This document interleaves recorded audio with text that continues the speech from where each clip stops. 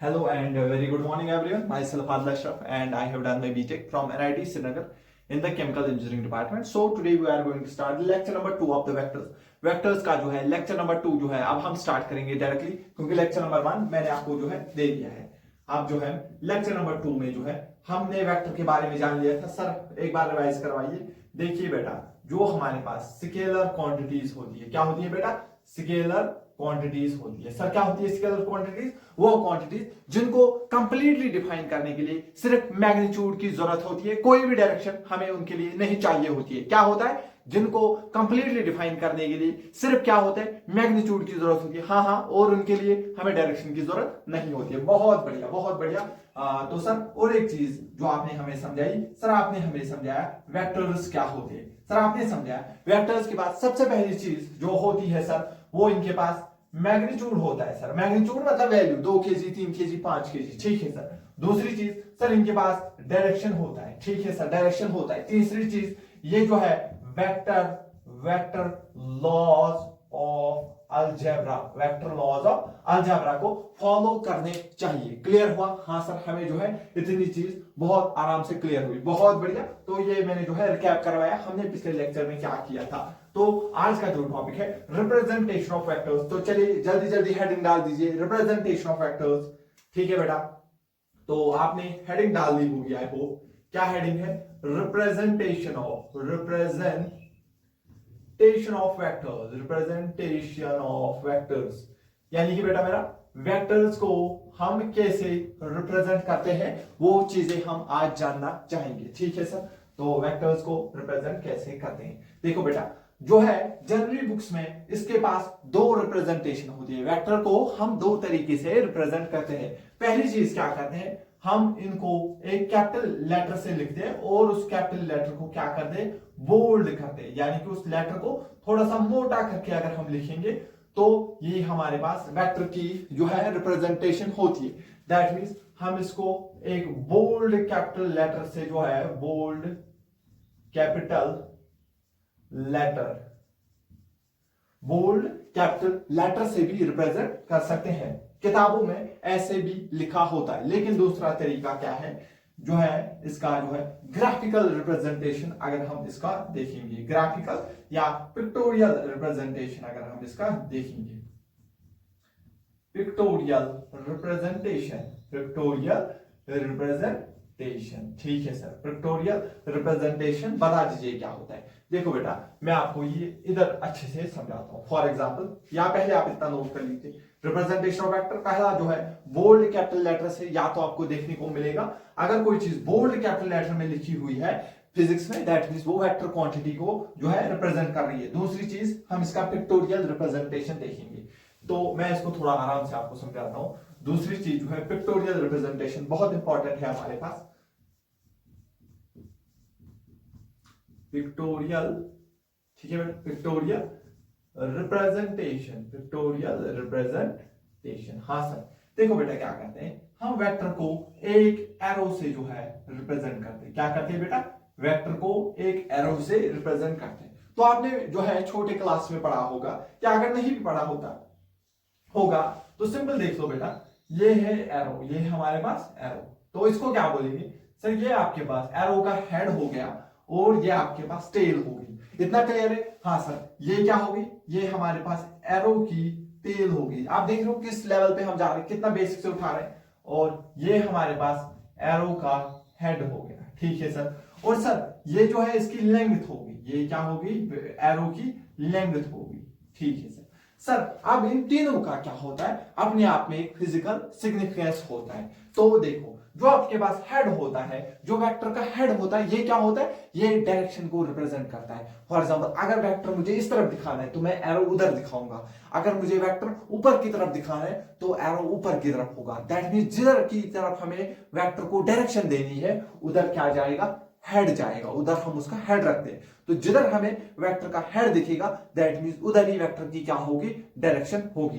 That means sir आप कहना चाहते हो ये जो हेड है ये डायरेक्शन को रिप्रेजेंट करता है। हाँ बहुत बढ़िया, आपने बहुत अच्छे से समझ लिया है।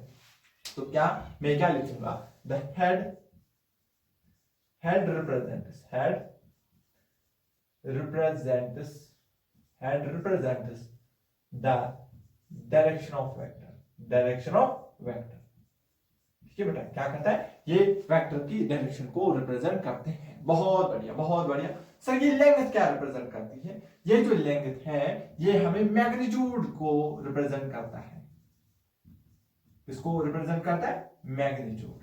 ठीक है, द हेड ऑफ द, मैं आपको डिक्टेट करता हूं, आप लिखिए, head represents the direction of vector, head represents the direction of vector and the length represents the magnitude of the vector, length represents the magnitude of the vector। Sir इसका क्या मतलब हुआ? दैट मींस अगर magnitude बड़ा है, for example अगर मुझे 3 metre दिखाना है, तो फॉर एग्जांपल अगर मुझे दिखाना है 3 मीटर यहाँ पे आई कैप की तरफ, तो मैं ऐसे अगर दिखाया 3 मीटर आई कैप, ये भी मैं समझाऊंगा आई कैप क्या होता है। अब अगर मुझे 6 मीटर दिखाना है, तो दैट मींस मुझे लेंथ और बड़ी करनी है, इससे डबल लेंथ करनी है, तो 6 आई कैप। समझ आ गया क्लियरली है? हाँ सर। तो अगर मुझे सर ये दिखाना होगा 1.5, तो मुझे इससे आधी लेंथ का जो है वेक्टर बनाना होगा। क्लियरली समझ आ गया मैग्नीट्यूड क्या होता है, डायरेक्शन क्या होता है? क्या क्लियर है इतना? जो है हम वेक्टर को एक एरो से रिप्रेजेंट करते हैं, यही हमारे सबसे ज्यादा काम आएगा। जो हेड होगा वो डायरेक्शन को रिप्रेजेंट करेगा, और जो लेंथ होगा वो मैग्नीट्यूड को रिप्रेजेंट करता है, और टेल हम किसी और वेक्टर के ऊपर रखते हैं, ये हमें आगे समझ आएगा। क्लियर है इतना? तो सबसे पहले आप क्या करिए, इतना पहले आप नोट डाउन कर लीजिए। हाँ, तो ठीक है, हमने जो है यही चीज अभी तक सीखी है। जो एक वेक्टर है उसको हम एक एरो से जो है दिखाते हैं। ठीक है सर, ये जो है सर उसकी क्या होती है, लेंथ होती है। सर आप बार बार क्यों समझा रहे हो? क्योंकि ये बहुत इंपॉर्टेंट है। ये हेड क्या है सर, इसकी डायरेक्शन देगा। ठीक है, हेड हमें क्या देता है, हेड हमको क्या देता है, डायरेक्शन देता है। लेंथ क्या हमको देता है सर, मैग्नीट्यूड देता है। ठीक है, ठीक है सर। तो नोट्स में क्या लिखेंगे, नोट्स में आप पहली बात लिखोगे the head of the arrow, the head of the arrow represents the direction of the vector, direction of the vector। ठीक है, वेक्टर की डायरेक्शन को रिप्रेजेंट करता है। ठीक है सर, जो लेंथ है वो किसको रिप्रेजेंट कर रही है, मैग्नीट्यूड की। The length of the vector, length of the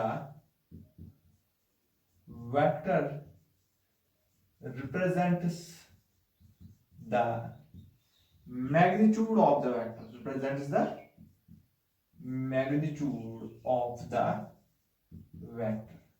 clearly समझ आ गई? बहुत बढ़िया। तो इतनी चीज जो है आपको समझ आ गई होगी, और इतनी चीज आपने स्क्रीन को पॉज करके लिख भी ली होगी। तो इसके ऊपर देखो अब हम क्या, मैं आपको कुछ चीजें सिखाऊंगा। ठीक है, ठीक है सर। तो अभी तक जो है, अब हम आगे जो है फर्दर देखेंगे। आपको पता होगा हमारे पास जो है 4 डायरेक्शनें होती है। ठीक है, हाँ सर। एक डायरेक्शन इधर होती है ईस्ट, ठीक है सर, हाँ। एक डायरेक्शन इधर होती है वेस्ट, एक हमारे पास ऊपर डायरेक्शन होती है नॉर्थ, एक नीचे होती है साउथ।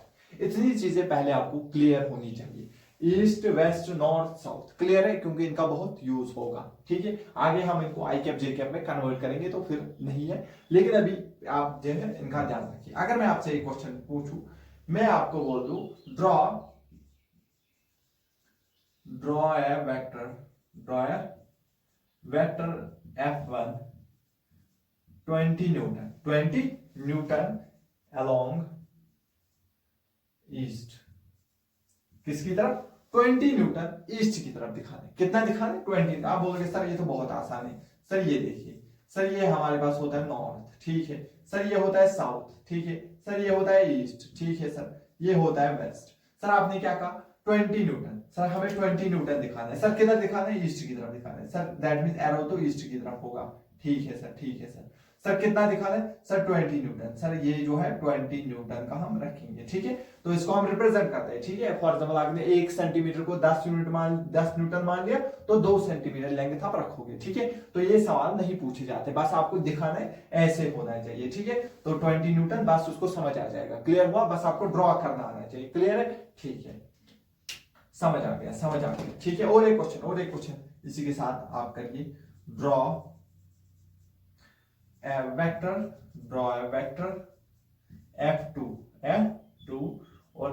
10 न्यूटन अलोंग ईस्ट, कितना 10 न्यूटन, और वो भी ईस्ट की तरफ। अब देखो यहां पर जो है मुझे समझ आएगा, आपको समझ आया है कि नहीं आया है, तो आप जो है सबसे पहले बोलोगे सर ये है हमारे पास नॉर्थ, ये है साउथ, सर ये है हमारे पास ईस्ट, और ये है हमारे पास वेस्ट। सर अभी तक आपने 20 न्यूटन बोला था, तो हमने इतनी बड़ी लाइन खींची, तो अब आप 10 न्यूटन बोल रहे, तो हम इसकी आधी लेंथ की जो है लाइन यहां पर खींचेंगे, एरो इस तरफ रखेंगे, यहाँ पे 10 न्यूटन लिखेंगे, ये हमारे पास F2 वेक्टर हो गया, ये हमारे पास F1 वेक्टर हो गया। क्या क्लियरली आपको ड्रॉ करना आ रहा है? हाँ सर आ रहा है, ठीक है। तो अगर आ रहा है तो मैं आपको एक और सवाल देना चाहूंगा, ठीक है। तो अब फिर से ड्रॉ ए वेक्टर F3, ठीक है। F3 जो है आपको 20 न्यूटन अलोंग वेस्ट। अब किसकी तरफ दिखाना है? वेस्ट की तरफ दिखाना है। सर आप बोलोगे सर ये तो बहुत आसान सवाल है, हाँ, लेकिन इन्हीं पे आपको जो है आपकी कमांड बनानी है, तभी आपको बाकी चीजें जो है आसान लगेंगी, ठीक है। ठीक है, ये हो गया ईस्ट, ये हो गया वेस्ट। किधर की तरफ दिखा रहे? 20 न्यूटन। किधर की तरफ? वेस्ट की तरफ। तो वेस्ट सर इधर हो गया, दैट मीन सर हमारा एरो आएगा इस तरफ, और सर कितना दिखाना है? 20 न्यूटन। तो ये सर हमारे पास हो गया F3 वेक्टर। सर ये बहुत इजी लग रहा है, ठीक है। तो अभी मैं कुछ चीजें यहाँ पे समझाना चाहूंगा, ठीक है। अभी तो मैं बेसिक करवा रहा हूँ आपको। और एक सवाल जो है, अब मैं इतना नहीं लिखूंगा, सीधे आपको जो है F4 वेक्टर ड्रॉ करना है, और वो है आपके पास 15 न्यूटन साउथ की तरफ।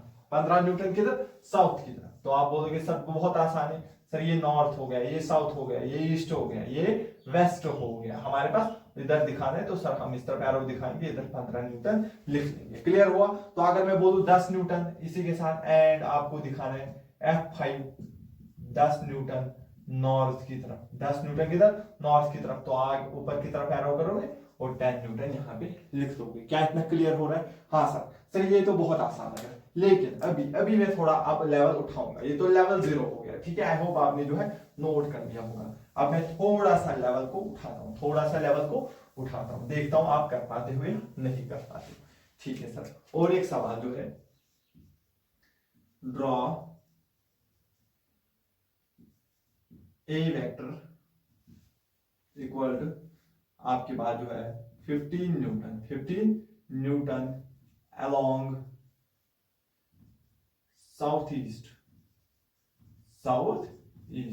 अरे सर ये क्या कर दिया सर? साउथ ईस्ट, सर अभी तो हमें नहीं पता है साउथ ईस्ट, एक बार सिखा दीजिए सर। देखिए ये हमारे पास नॉर्थ, ये साउथ, ये ईस्ट, ये वेस्ट। ध्यान रखना, इनके बीचों बीच अगर कोई चीज होगी जो इसके साथ भी 45 डिग्री एंगल बनाएगी, इसके साथ भी 45, क्यों सर?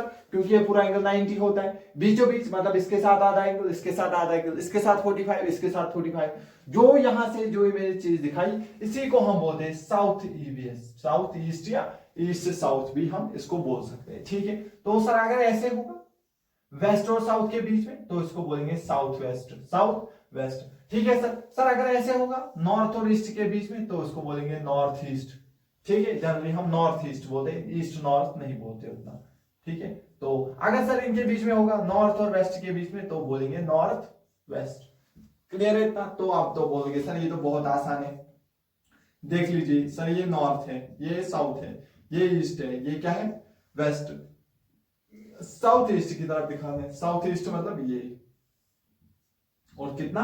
15 न्यूटन। तो ये हमारा ए वेक्टर का रिप्रेजेंटेशन हो गया। क्या इतना क्लियरली समझ आ रहा है? हाँ सर, इतना तो हमको समझ आ रहा है। अब अगर मैं यहाँ पे कर दूं एक क्वेश्चन, क्या वो करने की जरूरत है? 15 न्यूटन इधर अलोंग नॉर्थ ईस्ट लिख दो, साउथ वेस्ट लिख दो, आ जाएगा? हाँ सर आ जाएगा। आई होप अब आपको बोल दूं, अभी मैं यही 15 न्यूटन आपको नॉर्थ वेस्ट में बोल दूं तो ऐसे बनाओगे, अभी ईस्ट वेस्ट में नॉर्थ ईस्ट में बोल दूं तो ऐसे बनाओगे, अभी साउथ वेस्ट में बोल दूं तो ऐसे बनाओगे। क्लियर हो गया? हाँ सर, इतना तो हमें समझ आ गया। दैट मींस ये भी आपको समझ आ गया। क्लियर है? ठीक है सर। अब मैं थोड़ा सा और लेवल को उठाता हूं, देखो। हाँ तो मैं आपको फिर से दे दूं, एक सेकंड। हाँ, ड्रॉ, अगर मैं आपको बोल दूं ड्रॉ वेक्टर, फॉर एग्जाम्पल कोई भी वेक्टर है हमारे पास, B vector, draw B vector 10, ठीक है, यूनिट्स 10 यूनिट, ये कुछ भी हो सकता है, 10 units 37 degree, 37 degree east of 37 degree east of north, east of north, 37 degree east of north. Sir ये कैसे करेंगे, सर ये कैसे करेंगे, सर हमें तो भी इतना आता है, कितना आता है वो कर दो भैया। सर ये आता है नॉर्थ, सर ये आता है साउथ, सर ये आता है ईस्ट, सर ये आता है वेस्ट। 37 डिग्री क्या मैंने लिखा, ईस्ट ऑफ नॉर्थ, उल्टा पढ़ना है, जब भी ऐसा क्वेश्चन आएगा आपको उल्टा पढ़ना है, क्या, ठीक है, क्या करना है आपको उल्टा पढ़ना है, नॉर्थ से ईस्ट की तरफ। यानी कि सर मुझे ऐसे वेक्टर बनाना है, ये तो इन दोनों के बीच में होगा क्योंकि ईस्ट और नॉर्थ के बीच में होगा, ईस्ट और नॉर्थ के बीच में होगा। और ईस्ट ऑफ नॉर्थ जब भी होगा उल्टा पढ़ लीजिए, जब भी ऐसा क्वेश्चन आएगा उल्टा पढ़ लीजिए, नॉर्थ से ईस्ट की तरफ, नॉर्थ से ईस्ट की तरफ कितना जाना है 37 डिग्री, कहां से, नॉर्थ से ईस्ट की तरफ कितना जाना है 37 डिग्री। तो ये आप 10 यूनिट लिख दीजिए, ये आपका हो गया बी वेक्टर का रिप्रेजेंटेशन, है ना, बहुत आसान, आ रहा है समझ। हाँ सर, सर इसके ऊपर एक दो सवाल और करवाइए, सर ये बहुत अच्छा लग रहा है, हाँ तो मैं करवाता हूं। अब आप सी वेक्टर ड्रॉ कर दीजिए, क्या कर दीजिए, और एक क्वेश्चन, सी वेक्टर है 5 न्यूटन का, कितने का, 5 न्यूटन का, फॉर एग्जाम्पल ये 4C होगा। अब क्या लिखना है, नॉर्थ 30 डिग्री, कितना 30 degree north of west, 30 degree north of west, यानी कि क्या करना है सर, हम समझ गए सर, ये बहुत आसान है, यानी कि वेस्ट से नॉर्थ की तरफ क्या आना है सर, ये north south east west. Sir कहां से, वेस्ट से, ठीक है सर, ये हो गया, ये मैं थोड़ा अच्छे से बना दो, ठीक है, कहां से आना है सर, वेस्ट से नॉर्थ की तरफ आना है, वेस्ट से नॉर्थ की तरफ आना है, कितना डिग्री आना है 30 डिग्री आना है, वेस्ट से नॉर्थ की तरफ 30 डिग्री आना है, 5 न्यूटन बनाना है, बात खत्म, बात खत्म। क्या इतना क्लियर हुआ, आई होप जो है ये चीजें भी आपको समझ आ गई होगी, यहां तक इतना पहले आप नोट कर लीजिए। हाँ तो चलो बेटा, अब मैं एक दो क्वेश्चन और लेकर आया हूं यहाँ पर। अगर आप देखोगे यहाँ पर F1 वेक्टर क्या है, 10 न्यूटन है, 53 डिग्री वेस्ट ऑफ नॉर्थ। तो आप बोलोगे सर अभी आपने सिखाया जब भी वेस्ट ऑफ नॉर्थ होगा यानी कि हमें नॉर्थ से वेस्ट की तरफ जाना है, नॉर्थ से कदर जाना है, नॉर्थ से वेस्ट की तरफ जाना है। तो सर देखिए, सर ये है नॉर्थ, सर ये है साउथ, सर ये है ईस्ट, ये है वेस्ट, कहां से, नॉर्थ से वेस्ट की तरफ, नॉर्थ से जाना है वेस्ट की तरफ, नॉर्थ से जाना है वेस्ट की तरफ, कितना 53 डिग्री, खत्म, खत्म हो गया सवाल, ठीक है सर। और एक सवाल, F2 जो है 20 Newton 30 degree west of south, पहले सर सब कुछ बना लीजिए, नॉर्थ साउथ ईस्ट वेस्ट, कहां से जाना है सर, साउथ से वेस्ट की तरफ जाना है, साउथ से जाना है वेस्ट की तरफ, कितना 30 डिग्री। इसी सवाल को हम क्या बोल सकते हैं, ये क्या बोल सकते हैं, हम बोल सकते हैं 60 डिग्री जाना है वेस्ट से साउथ की तरफ, वेस्ट से साउथ की तरफ। यानी कि अगर मैं बोल दूं साउथ से कितना जाना है आपको, अगर मैं यहां पे लिखूंगा 60 डिग्री वेस्ट ऑफ साउथ, वो भी यही हो जाएगा, फिर हमें क्या जाना है वेस्ट से साउथ की तरफ 60 डिग्री, वेस्ट से साउथ, क्योंकि अगर ये 30 है तो ये फिर कितना होगा 60, क्योंकि टोटल एंगल होता है 90। ये चीज समझ आई या नहीं आई, हाँ। तो अगर मैं आपको यहीं पे, अगर मैं इधर लिखूंगा ना 60 डिग्री वेस्ट ऑफ साउथ, क्या लिखूंगा 60 degree south of west, south of west, यानी कि वेस्ट से, यानी कि मैं भी इधर से जाऊंगा, कितना जाऊंगा 60 डिग्री, तो अगर इधर से 60, इधर से कितना है 30 डिग्री, तो ये भी आपको पहचानना आना चाहिए, ठीक है सर, समझ आ गए सर। ये लिख लीजिए नॉर्थ साउथ ईस्ट वेस्ट, तो किधर जाना है हमको, east south, east south, east और साउथ के बीचों बीच, और ये 10 न्यूटन, और ये हमारा सवाल जो हो गया। तो ये अभी तक हमारे पास बेसिक था, जो है मैंने पूरा बेसिक से आपको जो है समझ जा लिया है, क्या होता है रिप्रेजेंटेशन ऑफ वेक्टर, क्या होता है वेक्टर, क्या होता है फिजिक्स, ये हम देख चुके हैं। अब हम जो है आगे आएंगे टाइप्स ऑफ वेक्टर्स के ऊपर में, जो हमारे पास और एक इंपॉर्टेंट चीज हो जाएगी, ठीक है। तो अब हम स्टार्ट करते हैं टाइप्स ऑफ वेक्टर, आप भी हेडिंग डाल दीजिए types of vector, types of vector.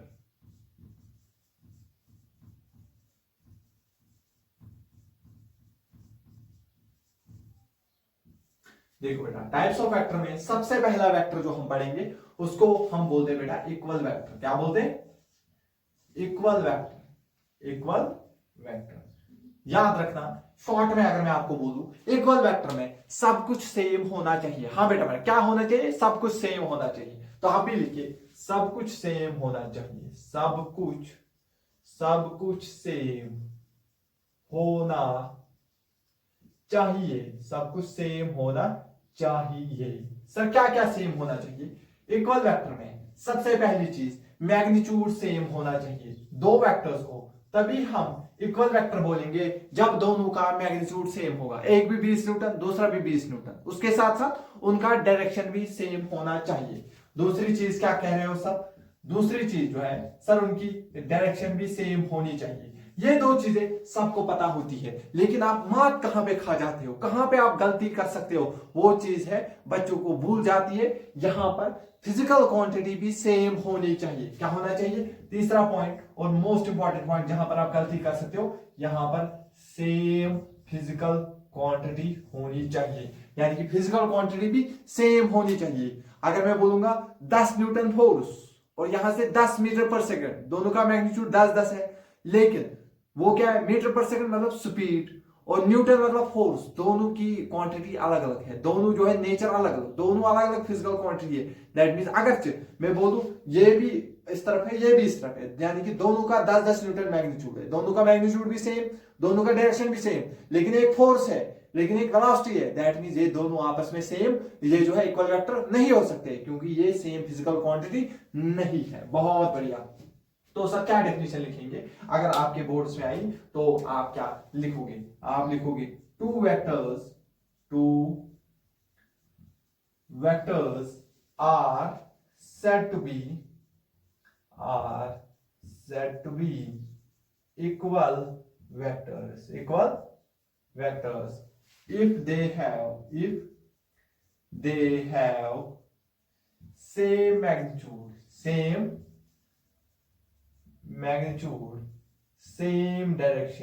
same direction and should also be same physical quantities, और साथ साथ में वो सेम फिजिकल क्वांटिटीज भी होनी चाहिए। क्या इतना क्लियर है? ठीक है, तो इतना जो है पहले आप स्क्रीन को पॉज करिए और फिर इसको नोट कर लीजिएगा।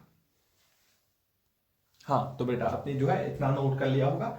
नेक्स्ट टॉपिक अब हम आते हैं पैरेलल वेक्टर्स के ऊपर। समझ आ गया? इक्वल वेक्टर आपको समझ आ गया? ठीक है सर, तो थोड़ा सा समझा दीजिए, थोड़ा सा एग्जाम्पल से समझा दीजिए। फॉर एग्जाम्पल मैंने यहाँ पे एक वेक्टर आपको दिखाया, ये है 20 न्यूटन। 20 न्यूटन मतलब समझिए ये फोर्स होगा, क्या होगा, और मैंने इधर फिर से जो है और एक वेक्टर बनाया और यहाँ पे मैंने क्या लिखा, यहाँ पर मैं लिख रहा हूं 20 मीटर पर सेकेंड। देखो न्यूटन क्या होता है? न्यूटन हमारे पास फोर्स होता है। दैट मींस ये कौन सी क्वांटिटी है सर? ये फोर्स आपने लिखा है। सर ये मीटर पर सेकंड क्या है? ये हमारे पास वेलोसिटी है। क्या है? ये हमारे पास वेलोसिटी है। तो सर क्या ये दोनों हमारे पास इक्वल वेक्टर होंगे? सर देखिए इनका मैग्नीट्यूड भी सेम है। हाँ इनका मैग्नीट्यूड भी सेम है। सर इनका डायरेक्शन भी सेम है, तो सर ये इक्वल वेक्टर हो गए ना? नहीं, मैंने कुछ और चीज भी बोला था बच्चा। अगर ये दोनों जो है मैग्नीट्यूड सेम है, हाँ सर दोनों का डायरेक्शन भी सेम है, क्या ये दोनों फिजिकल क्वांटिटी सेम है या नहीं? नहीं सर, एक फोर्स है एक वेलोसिटी है, दोनों अलग अलग फिजिकल क्वांटिटीज है, इस वजह से ये दोनों हमारे पास जो है इक्वल वेक्टर नहीं हो सकते। क्या क्लियरली समझ आ गया? हाँ सर अब समझ आ रहा है इक्वल वेक्टर क्या होता है। इक्वल वेक्टर में मैग्नीट्यूड सेम, बहुत बढ़िया, डायरेक्शन सेम और साथ साथ में सेम फिजिकल क्वांटिटीज होना बहुत जरूरी है, बहुत जरूरी है। ठीक है सर, समझ गया। इक्वल वेक्टर हमें समझ आ चुका है। ठीक है, तो हमने जो है इक्वल वेक्टर को बहुत अच्छे से डिस्कस कर लिया। अब हम जो है दूसरा जो है एग्जांपल के ऊपर आएंगे, सॉरी दूसरे टाइप के ऊपर आते हैं, उनको हम बोलते हैं पैरेलल वेक्टर। Parallel vectors. ठीक है सर, ठीक है सर, पैरेलल वेक्टर समझा दीजिए। इक्वल वेक्टर आप समझा चुके हो। पैरेलल वेक्टर क्या आपको दिख रहा है? अगर नहीं दिख रहा है तो मैं फिर से और एक बार इनको जो है लिख लूंगा। Parallel vectors. ठीक है सर, पैरेलल वेक्टर समझा दीजिए। सिंपल, मैं आपको एक ही लाइन बोलूंगा। पैरेलल वेक्टर के सिंपल सीधे देखना है, डायरेक्शन सेम। अगर दो वेक्टर्स की डायरेक्शन सेम है तो मैं उनको पैरेलल वेक्टर बोलूंगा। अगर डायरेक्शन सेम नहीं है तो फिर वो पैरेलल वेक्टर नहीं है। अगर डायरेक्शन सेम है, चाहे फिर उनका मैग्नीट्यूड सेम हो या ना हो, चाहे वो सेम फिजिकल क्वांटिटी के हो या ना हो, कोई फर्क नहीं पड़ता है। सिर्फ मुझे एक चीज देखना है, डायरेक्शन सेम, बाकी वो सेम नेचर के हो अपोजिट नेचर के हो मुझे फर्क नहीं पड़ता है। क्या उनका मैग्नीट्यूड सेम है अलग अलग है कोई फर्क नहीं पड़ता है। क्या फर्क पड़ता है, सिर्फ डायरेक्शन सेम, सिर्फ डायरेक्शन सेम होनी चाहिए। ठीक है सर, पैरेलल वेक्टर सिंपल समझ आ गया sir, same direction, direction same होनी चाहिए, बस सेम डायरेक्शन होनी चाहिए। बाकी इनका मैग्नीट्यूड एंड इनका जो है physical quantity, magnitude and physical quantity may और मे नॉट बी, मे और यहाँ पे मे है, यहाँ मे और मे नॉट बी सेम, वो सेम हो या ना हो फर्क नहीं पड़ेगा। दो वेक्टर्स का मैग्नीट्यूड सेम हो या अलग हो कोई फर्क नहीं पड़ता। अगर उनकी डायरेक्शन सेम है तो मैं इक्वल वेक्टर बोलूंगा। दो वेक्टर्स अगर उनका मैग्नीट्यूड भी अलग अलग है, वो अलग अलग फिजिकल क्वांटिटीज है, लेकिन उनकी डायरेक्शन अगर सेम है तो मैं उनको फिजिकल क्वांटिटीज मानूंगा, मैं उनको पैरेलल वेक्टर मानूंगा। फॉर एग्जाम्पल यहां पर मैं फिर से 20 न्यूटन का एक वेक्टर दिखाता हूं और यहां पर एक छोटा सा वेक्टर 5 मीटर पर सेकंड का दिखाता हूं। सर देखिए इनका मैग्नीट्यूड भी अलग अलग है, सर ये पैरेलल वेक्टर नहीं होंगे। क्या मैंने ऐसा बोला? नहीं, मैंने कहा सिर्फ डायरेक्शन। क्या इन दोनों की डायरेक्शन सेम है? हाँ सर, इन दोनों की डायरेक्शन सेम है तो ये पैरेलल वेक्टर होंगे। सर क्यों होंगे? सर इनका मैग्नीट्यूड अलग अलग है, हो सकता है, मुझे क्या है, मैग्नीट्यूड से मैंने थोड़ी बोला है, डेफिनेशन में क्या है, सिर्फ डायरेक्शन सेम होना चाहिए, मैग्नीट्यूड कुछ भी हो कोई फर्क नहीं। सर ये एक फोर्स है, दूसरा वेलोसिटी है, सर इनका नेचर अलग अलग हो, मुझे क्या फर्क पड़ता है? कोई फर्क नहीं पड़ेगा, क्योंकि क्या मैंने डेफिनेशन में ऐसा बोला? नहीं। मैंने ऐसे किस में बोला? Equal vector. क्या ये दो इक्वल वेक्टर्स है? नहीं। क्यों नहीं? क्योंकि इनका मैग्नीट्यूड भी अलग अलग, इनका नेचर भी अलग अलग, इसलिए ये इक्वल वेक्टर नहीं हो सकते। लेकिन क्या ये पैरेलल वेक्टर है? हाँ। कैसे? सिर्फ मैं डायरेक्शन देखूंगा, दोनों की डायरेक्शन एक ही तरफ है, अगर डायरेक्शन सेम है तो मैं इन दो वेक्टर्स को पैरेलल वेक्टर बोलूंगा। क्लियर हो गया? हाँ सर, अब हमें जो है समझ आ गया पैरेलल वेक्टर क्या होता है, क्लियरली समझ आ गया। ठीक है, आई होप बढ़िया। तो मैं क्या एक बात यहां पर आपको समझाना चाहूंगा, क्या आपको समझ आएगी? अगर मैं बोलूं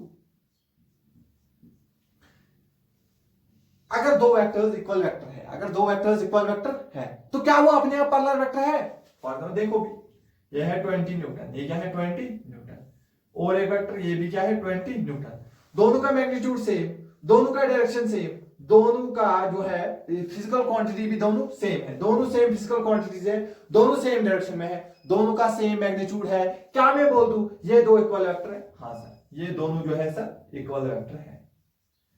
ठीक है सर, ये दो इक्वल वेक्टर है। सर अगर आप देखोगे अभी आपने कहा पैरेलल वेक्टर वो वेक्टर होते जिनकी डायरेक्शन सेम है। क्या इनकी डायरेक्शन सेम है? हाँ सर, दैट मींस ये दो सर पैरेलल वेक्टर भी हो गए। ये क्या हो गए सर? ये पैरेलल वेक्टर्स भी हो गए।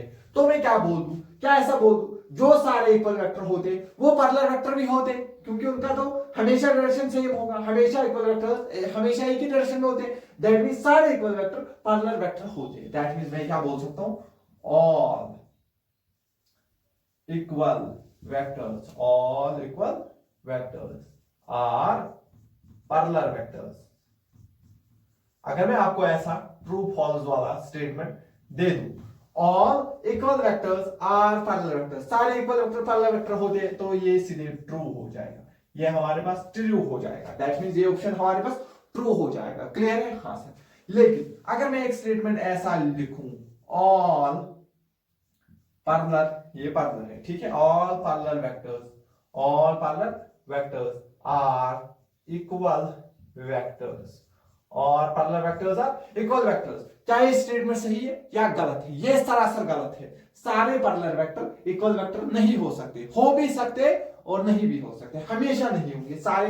क्योंकि अगर मैं यहां पर बना दूं, एक एग्जांपल आप बना दीजिए, देखो ये 20 न्यूटन फोर्स, ये 5 न्यूटन फोर्स, देखो दोनों का मैग्नीट्यूड दोनों का जो है सेम फिजिकल क्वांटिटी, ये भी फोर्स ये भी फोर्स, दोनों की डायरेक्शन भी सेम, लेकिन दोनों का मैग्नीट्यूड सेम नहीं है, इस वजह से ये दो इक्वल वेक्टर नहीं है। दैट मींस ये जो है इक्वल वेक्टर नहीं है। लेकिन क्या ये पैरेलल वेक्टर है? हाँ, ये पैरेलल वेक्टर है लेकिन इक्वल वेक्टर नहीं है। लेकिन स्टेटमेंट क्या कह, सारे पैरेलल वेक्टर इक्वल वेक्टर है? नहीं, सारे पैरेलल वेक्टर इक्वल वेक्टर नहीं होते। जैसे इधर देखो, ये पैरेलल है लेकिन इक्वल नहीं है, लेकिन ये इक्वल है और ये पैरेलल भी है। दैट मींस ये स्टेटमेंट हमारे पास क्या हो जाएगा, फॉल्स हो जाएगा। दैट मींस हमें कंक्लूजन यहां पे समझ आ रहा है, जो इक्वल वेक्टर होते हैं सारे इक्वल वेक्टर अपने आप ही पैरेलल वेक्टर होते हैं, लेकिन सारे पैरेलल वेक्टर इक्वल वेक्टर नहीं होते हैं। तो दैट मींस ये मुझे कंक्लूजन समझ आ गया। उससे पहले आप पहले इतना नोट कर लीजिए, फिर मैं कंक्लूजन लिखता हूं।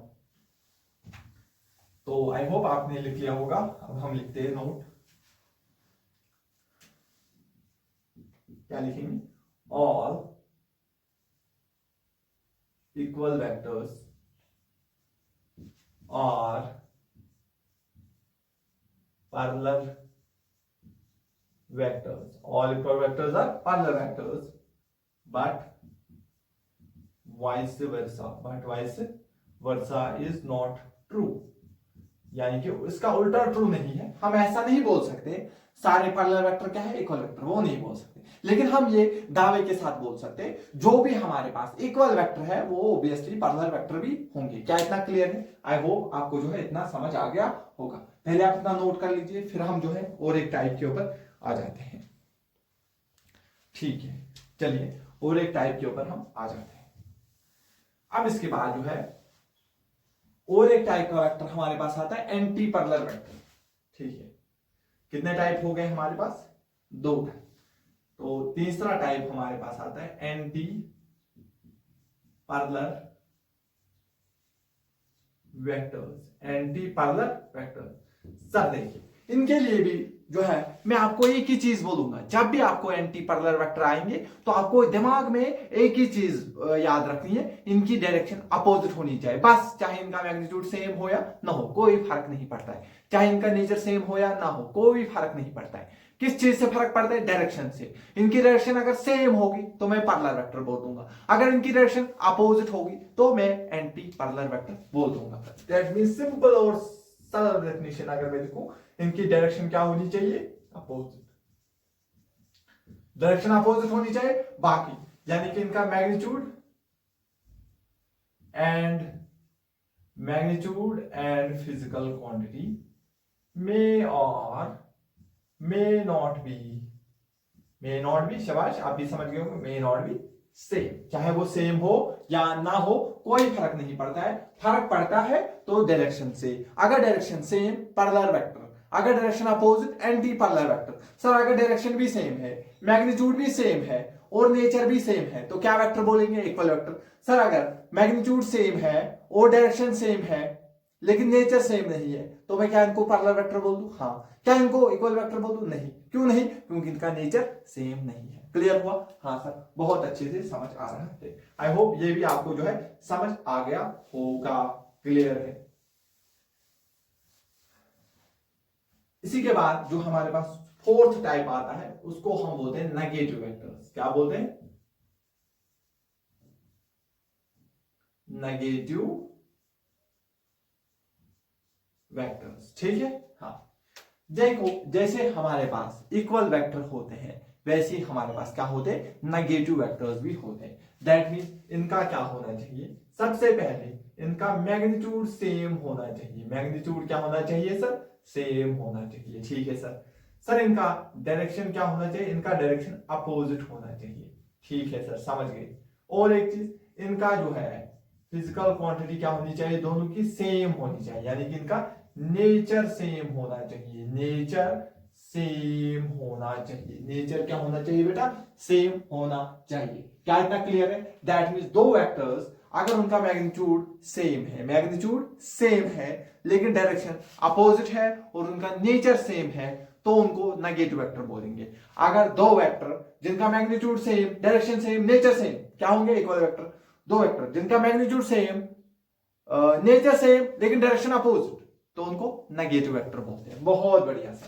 दैट मींस अगर मैं इधर बोल दूं ये मेरे पास एक वेक्टर है 20 न्यूटन और इधर की तरफ मेरे पास दूसरा वेक्टर है 20 न्यूटन। इन दोनों का देखो मैग्नीट्यूड सेम है, दोनों की डायरेक्शन अपोजिट, एक आगे एक पीछे, दोनों का मैग्नीट्यूड भी सेम, नेचर भी सेम, तो ये नेगेटिव वेक्टर होंगे। बहुत बढ़िया। लेकिन अगर मैं यहीं पे ऐसे बना दूं 20 न्यूटन और यहीं पे ऐसा बना दूं 20 मीटर पर सेकंड, क्या मैं बोल दूं ये दोनों? देख इन दोनों का क्या है? मैग्नीट्यूड सेम है। ठीक है सर। इन दोनों की डायरेक्शन अपोजिट है लेकिन इन दोनों का नेचर अलग अलग है। दैट मींस ये क्या है? अगर इनका नेचर अलग अलग है दैट मींस मैं इनको जो है सेम क्वांटिटी, सॉरी मैं इनको जो है नेगेटिव वेक्टर नहीं बोल सकता हूं। दैट मींस ये नेगेटिव वेक्टर नहीं है। लेकिन सर क्या ये हमारे पास ये जो है, इससे पहले मैंने क्या पढ़ाया था? नेगेटिव वेक्टर तो ये नहीं है।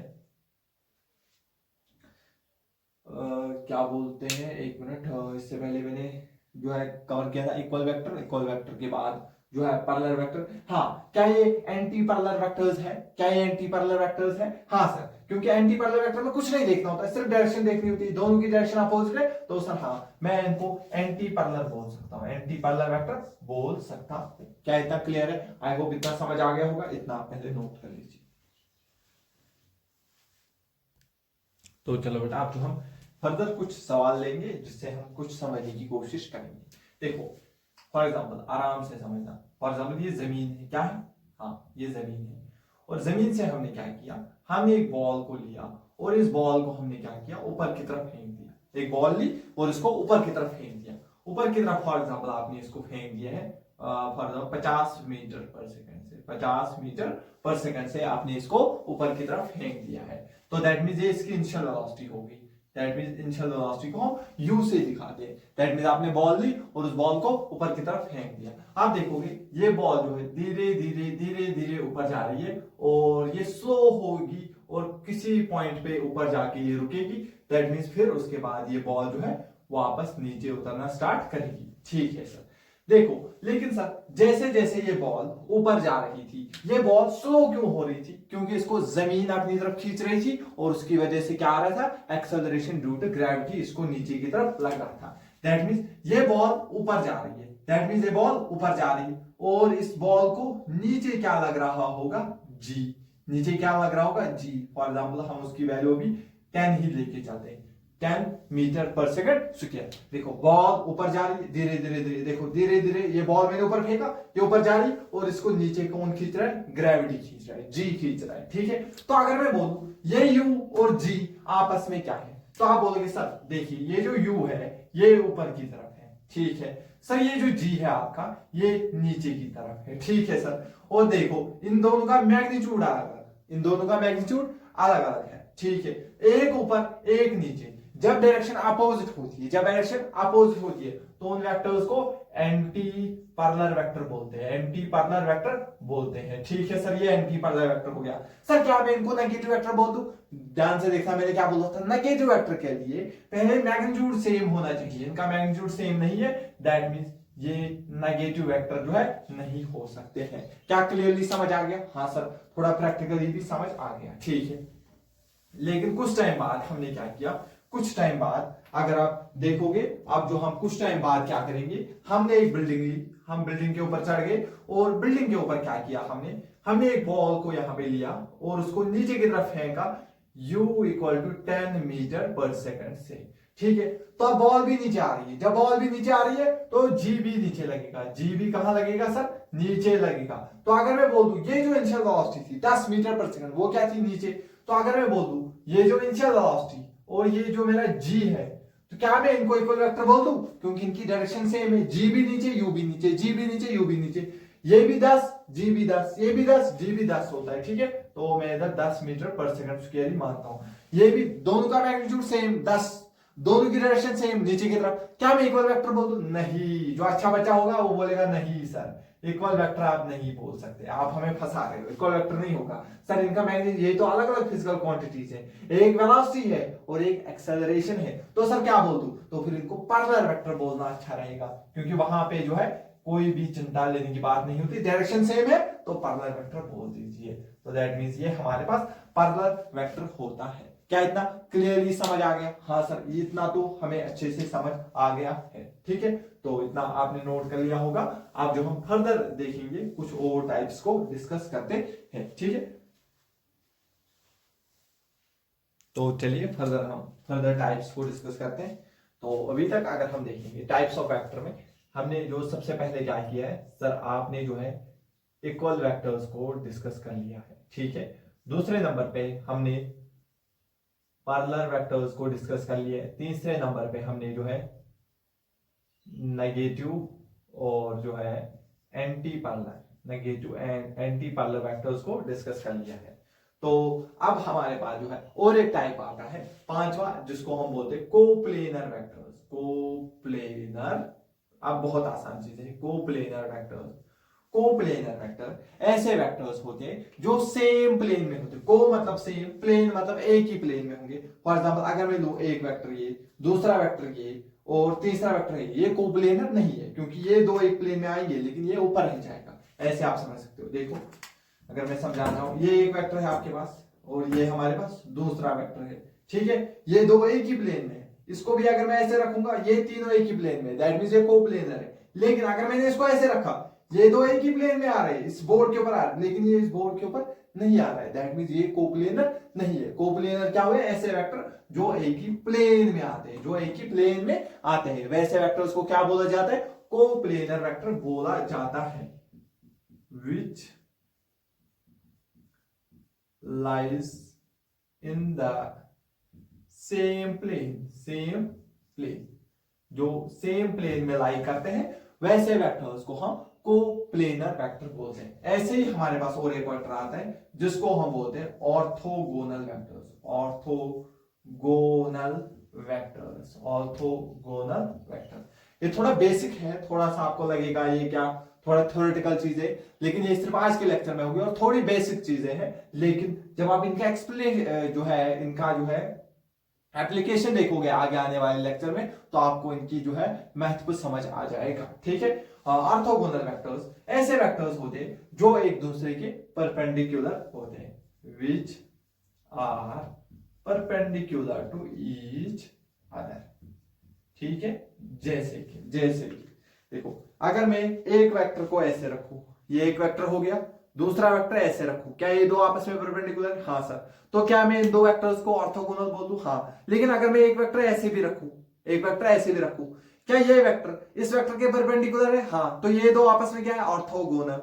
तो ये वेक्टर तो इसके भी परपेंडिकुलर है, 90 डिग्री एंगल बन रहा है, दैट मींस ये ऑर्थोगोनल है। ये वेक्टर इसको भी परपेंडिकुलर, ऑर्थोगोनल। समझ आ रहा है? दैट मींस जब भी हमारे पास वेक्टर होंगे और जो वेक्टर आपस में 90 डिग्री एंगल बना रहे होंगे, उन वेक्टर्स को हम ऑर्थोगोनल वेक्टर बोलते हैं, क्योंकि क्वेश्चन में वो इस्तेमाल करता है two vectors are orthogonal. That means हमें समझ आना चाहिए ऑर्थोगोनल का मतलब वो दो वेक्टर्स आपस में क्या होंगे बेटा? वो एक दूसरे के परपेंडिकुलर होंगे। बहुत बढ़िया, ठीक है। इतना तो आपको समझ आ गया है, बहुत बेसिक चीजें चल रही है अभी तो दैट मींस हमने जो है फर्दर यहां पर डिस्कस कर लिया है ऑर्थोगोनल वेक्टर्स को, और हमने जो है ऑर्थोगोनल के साथ साथ कोप्लेनर वेक्टर्स को भी डिस्कस कर लिया है, ठीक है। तो अब हमें जो और एक टाइप डिस्कस करना है कोप्लेनर के बाद, हमारे पास आता है को इनिशियल वेक्टर्स। को इनिशियल वेक्टर्स, देखो को फिर से आकर, को मतलब सेम, इनिशियल मतलब इनिशियल पॉइंट। जिन दो वेक्टर्स का या जिन भी वेक्टर्स का इनिशियल पॉइंट सेम होगा, फॉर एग्जांपल अगर ये वेक्टर a1 है और ये वेक्टर a2 है, क्या ये एक ही पॉइंट से इनिशिएट हो रहे हैं? दैट मींस अगर इनिशियल पॉइंट सेम है, अगर इनिशियल पॉइंट सेम है तो हम वैसे वेक्टर्स को क्या बोलते हैं? को इनिशियल वेक्टर्स बोलते हैं। which have same initial point, which have same, ठीक है। Two vectors are said to be coinitial vector. अगर दो वेक्टर्स का क्या सेम इनिशियल पॉइंट है, उनको हम कोइनिशियल वेक्टर्स बोलते हैं। which have same initial point, जिनका सेम इनिशियल पॉइंट है उनको को इनिशियल वेक्टर्स बोला जाता है। फॉर एग्जांपल अगर आप दो भाई है और आप एक ही घर में हो, जब आप सुबह स्कूल जाते हो, फॉर एग्जांपल आप अलग अलग स्कूल में जाते हो, एक स्कूल की तरफ जाएगा, दूसरा दूसरे स्कूल की तरफ जाएगा, लेकिन निकले कहां से? एक ही घर से। दैट मींस वो को इनिशियल वेक्टर्स की तरफ हम ट्रीट कर सकते हैं, ऐसे समझ सकते हैं, इमेजिनेशन कर सकते हैं, ठीक है। लेकिन फॉर एग्जाम्पल दो तीन चार दोस्त है, वो अलग अलग जगह रहते हैं, लेकिन एंड में वो कहां पहुंचते हैं? स्कूल पहुंचेंगे। दैट मींस वो एक ही जगह पहुंचते हैं, और जब वेक्टर्स एक ही जगह पे खत्म होंगे, टर्मिनेट होंगे, उनको कनकरेंट जो है हम वेक्टर्स बोलते हैं, ठीक है। कनकरेंट वेक्टर्स, ठीक है। कनकरेंट वेक्टर्स क्या है? ये दोज वेक्टर्स है which have same termination point यानी कि जो सेम पॉइंट पे खत्म हो रहे होंगे, ऐसे इन वेक्टर्स को हम जो है क्या बोलते हैं बेटा? कनकरेंट वेक्टर्स भी बोलते हैं। कोइनिशियल वेक्टर भी हो गया, कनकरेंट वेक्टर भी हो गया। अब हमारे पास एक टाइप और बचता है कोलीनियर वेक्टर। क्या बचता है? Collinear vector. कोलिनियर मतलब सेम लाइन, मतलब सेम लाइन में जो वेक्टर सेम लाइन में होंगे उनको हम कोलिनियर वेक्टर बोलते हैं। फॉर एग्जांपल ऐसे एक वेक्टर, ऐसे दूसरा वेक्टर, ऐसे तीसरा वेक्टर, चाहे इनका मैग्नीट्यूड सेम हो या ना हो कोई फर्क नहीं पड़ता है, लेकिन अगर ये एक ही लाइन में है तो ऐसे वेक्टर्स को हम क्या बोलते हैं, कोलिनियर वेक्टर्स का नाम देते हैं। क्या इतना क्लियर है? ठीक है, ठीक है। तो यहां तक जो है हमने टाइप्स ऑफ वेक्टर्स को कंप्लीटली डिस्कस किया है। तो नेक्स्ट लेक्चर में हम कुछ क्वेश्चन और लेंगे जिससे आपको जो है डीपर अंडरस्टैंडिंग होगी, और फिर मिलते हैं नेक्स्ट लेक्चर में। ठीक है, थैंक यू सो मच।